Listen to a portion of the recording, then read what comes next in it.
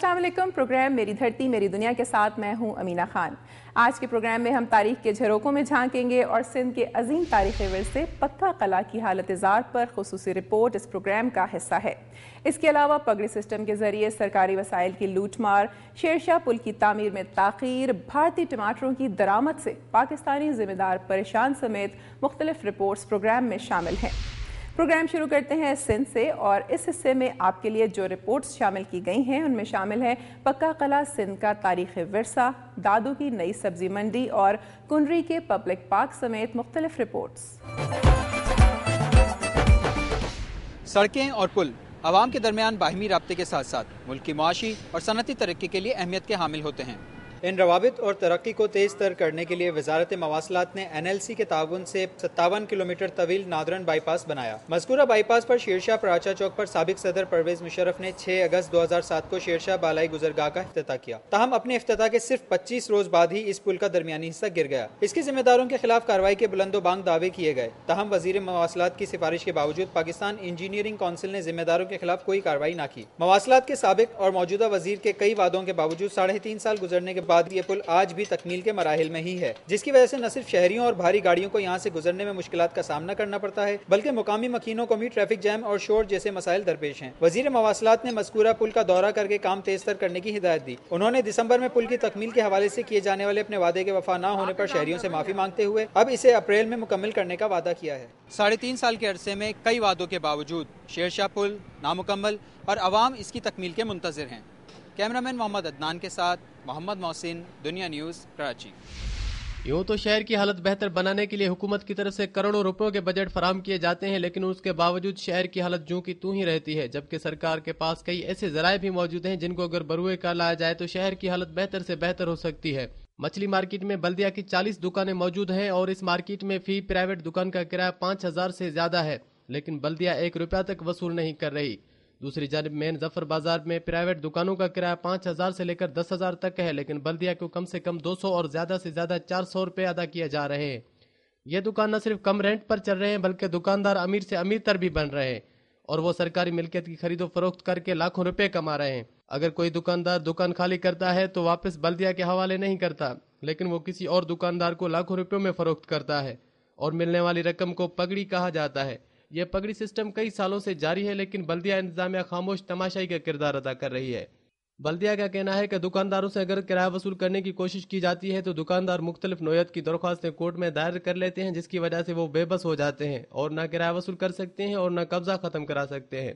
सरकारी मिल्कियत इन बल्दिया की दुकानों पर न सिर्फ ताजिर तबका काबिज है, लेकिन वो अपनी जाती मिल्कियत समझकर उस पर तामीराती काम भी जारी रखे हुए हैं। इसलिए अगर सिर्फ बल्दिया की मिल्कियत दुकानों का सही माहाना रेंट वसूल करके भी शहर पर खर्च किया जाए तो शहर की हालत बेहतर से बेहतर हो सकती है। कैमरामैन तनवीर बलोच के साथ बरकत अली शहर, दुनिया न्यूज़, डहर की।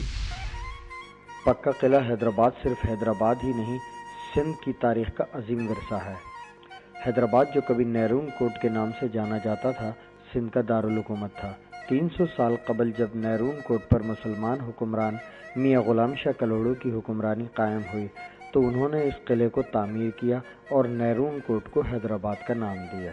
पक्का किला सिंध के हुक्मरानों की मसनद गाह भी रहा है। तारीख के दरीचों में झांकने से पता चलता है इस किले की जुनूबी फसील के साथ दरिया सिंध का गुजर था।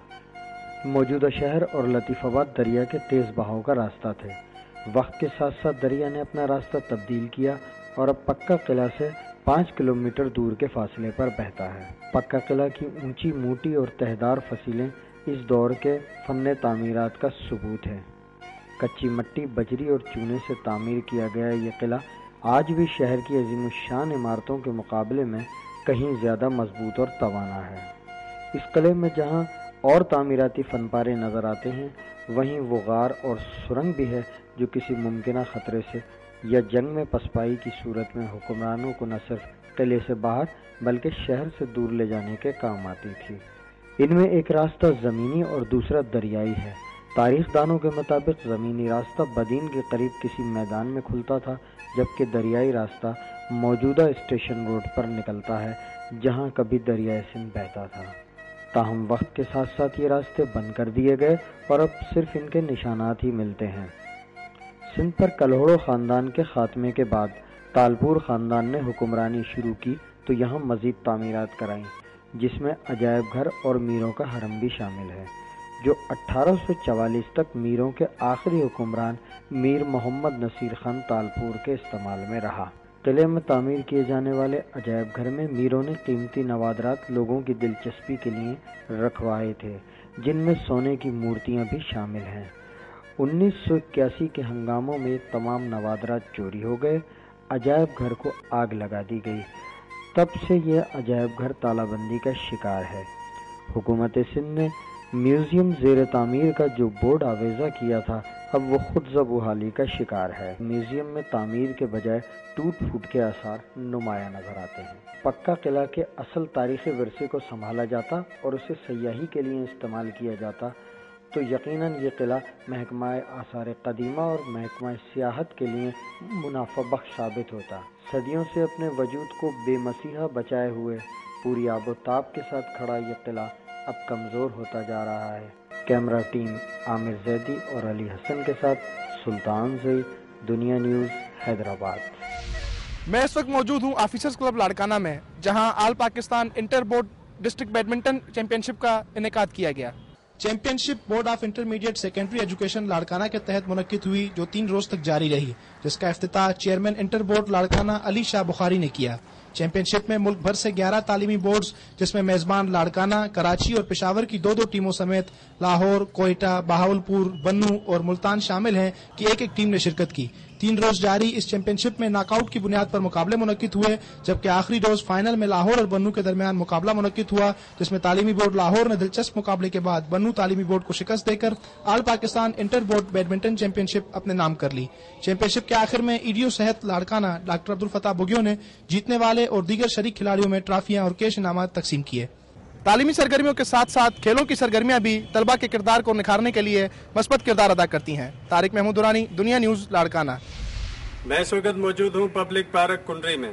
شہریوں کی تفریح کے لیے بنایا گیا یہ پارک روز اول سے ہی متعلقہ ادارے کی عدم توجہی کا شکار ہے۔ یہاں بیٹھنے کے لیے نشستیں ہیں اور نہ ہی بچوں کے لیے جھولے۔ بجلی کا تو سرے سے کوئی انتظام ہی نہیں۔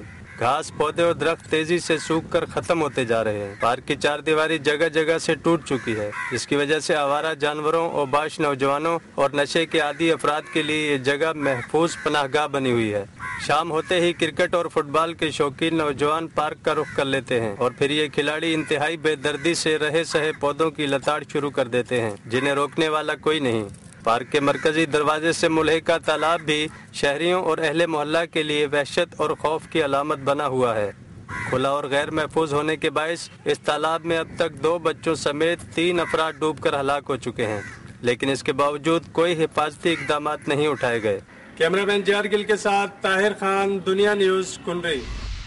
میں اس وقت موجود ہوں دادو بائی پاس روڈ پر تعمیر ہونے والی نئی سبزی منڈی پر، جہاں پر اس کی تعمیر کا کام سرد موری کا شکار ہے۔ دادو سندھ کا اہم شہر ہے اور یہاں کی سبزی منڈی کا شمار بھی ملک کی اہم منڈیوں میں ہوتا ہے، لیکن شہر کی وسط میں قائم اس پرانی سبزی منڈی میں روزانہ سندھ بھر سے پھلوں اور سبزیوں سے بھری ہوئی مال بردار گاڑیوں کی آمد کے باعث شہریوں کو خاص طور پر صبح کے وقت اسکول جانے والی بچیوں کو شدید دشواریوں کا سامنا کرنا پڑتا ہے۔ اس سبزی منڈی کو کوئی بڑی سڑک بھی نہیں آتی، جس کے باعث یہاں جمع ہونے والا کچرا بھی آس پاس کی گلیوں میں پھینکا جاتا ہے، جس سے شہری بھی مختلف بیماریوں کا شکار ہوتے ہیں۔ سابق وفاقی وزیر لیاقت علی جتوئی نے شہر سے باہر قائم ہونے والی نئی سبزی منڈی کا سنگ بنیاد رکھا۔ شروع میں اس کی تعمیر تیزی سے کی گئی، لیکن حکومت بدلتے ہی یہ منصوبہ سرد موری کا شکار ہو گیا اور گزشتہ 3 برس سے اس منصوبے پر کام بند ہے۔ پرانی سبزی منڈی کو شہر سے باہر منتقل کرنے کے لیے شہریوں نے بھی متعدد بار احتجاج بھی کیے ہیں، لیکن نئی سبزی منڈی کی تعمیری منصوبے پر تاحال کام بند ہے، جس سے شہریوں کی پریشانی میں اضافہ ہو رہا ہے